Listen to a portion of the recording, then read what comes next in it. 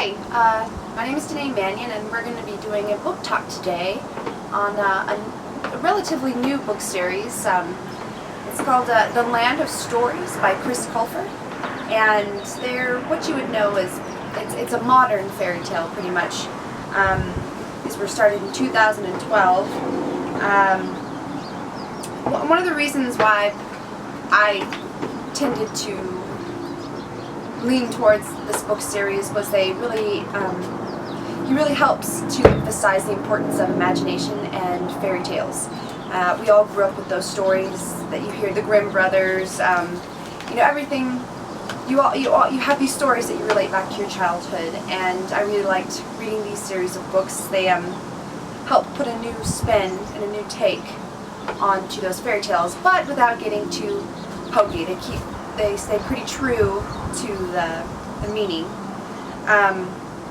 So this book series actually has 4 books so far, but I believe he's working on his 5th, and it will be released next year. And the nice thing about these books is there is not a movie made yet, so you have to read them. You can't go and watch something on them. Chris Colfer is actually a singer and actor who started the series in 2012 to kind of emphasize, what he likes in writing. It has proven to be quite a talent for him. The Land of Stories, the first book in the series, is called The Wishing Spell, and it's actually a really good starter for any series. There's a passage we're going to read here. We'll get into that real quick, just because it gives you a really good foreshadow for what you're going to find in these books. And go ahead and start that. So we've got Once Upon a Time. Miss Peters said to the 6th grade class, "These are the most magical words our world has ever known, and the gateway into the greatest stories ever told.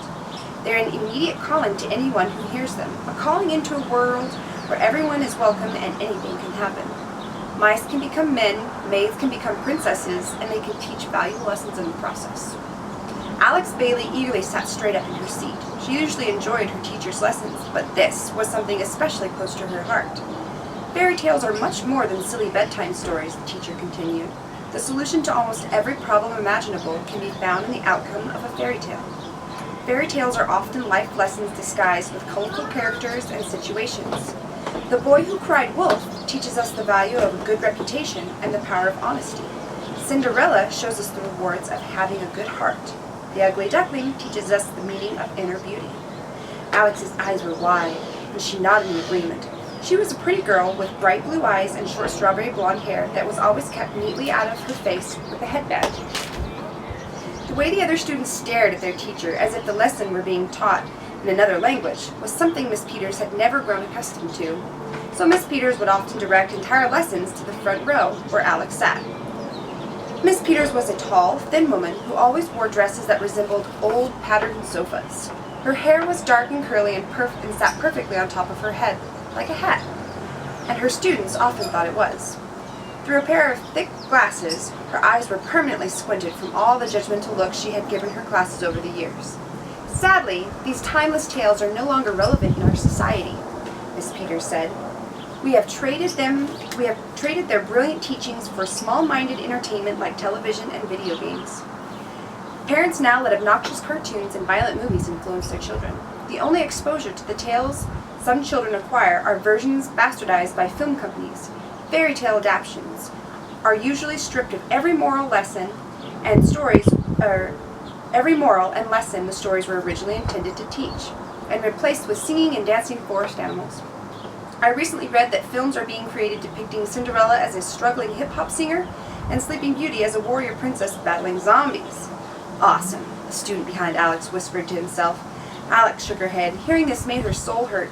She tried to share her disapproval with her fellow classmates, but sadly her concern was not reciprocated. "I wonder if the world would be a different place if everyone knew these tales in the way the Brothers Grimm and Hans Christian Andersen intended them to be known," Miss Peters said. "I wonder if people would learn the Little Mermaid's heartbreak when she dies at the end of her real story. I wonder if there would be so many kidnappings if children were shown the true dangers that Little Red Riding Hood faced. I wonder if delinquents would be so inclined to misbehave if they knew about the consequences Goldilocks caused for herself with the 3 bears." There is so much more, there's so much to learn and prevent for our futures. We just open our eyes to the past teachings. Perhaps we embraced fairy tales as much as we could. It would be much easier to find our own happily ever afters.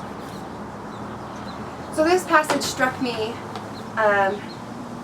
actually quite strongly, because I feel that books really have the opportunity to play with our minds and our imagination.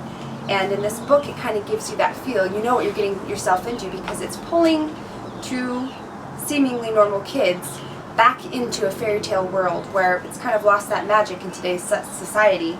In these books, these two twins, they go on these adventures into reinventing old fairy tales that we all know well, but giving them this new spin, past characters you didn't really get the full story on, timelines and adventures that you would think, oh, okay, well, I never knew that that would be like the story behind, the ones that we hold up on those pedestals.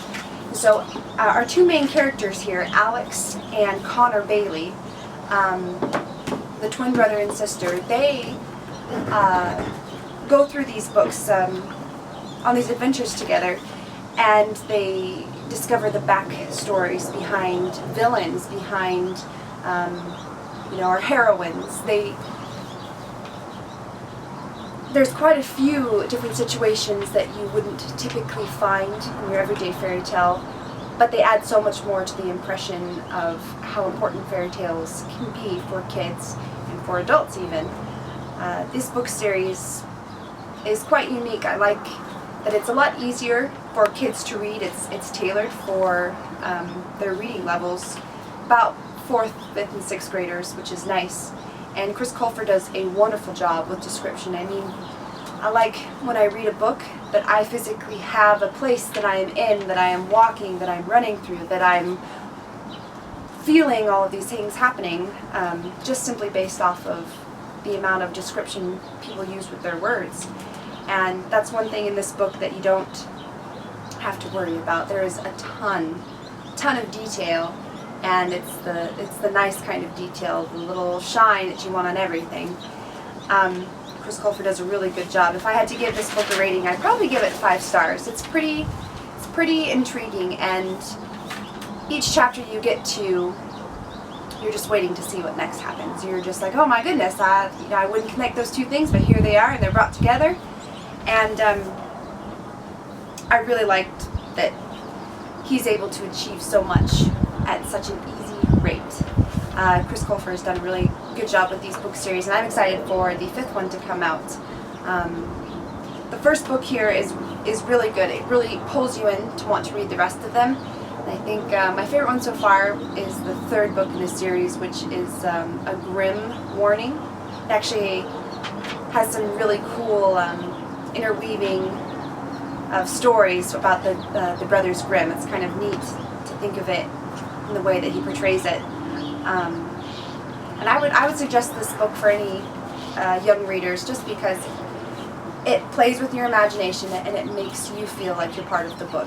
And any writer that's able to grab your attention and pull you in and make you feel like you're part of the story, has immediately got my thumbs up.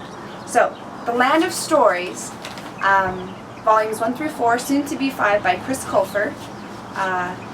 Wonderful series that I hope you guys will get to experience for yourself. It's definitely one of those book series that turns out to be 3 a.m. and I'm like, oh, I should probably go to bed. And then I finish 2 more chapters. So hopefully you guys will get to experience this for yourself, and maybe you'll want to see what it's all about. Alright, thanks so much.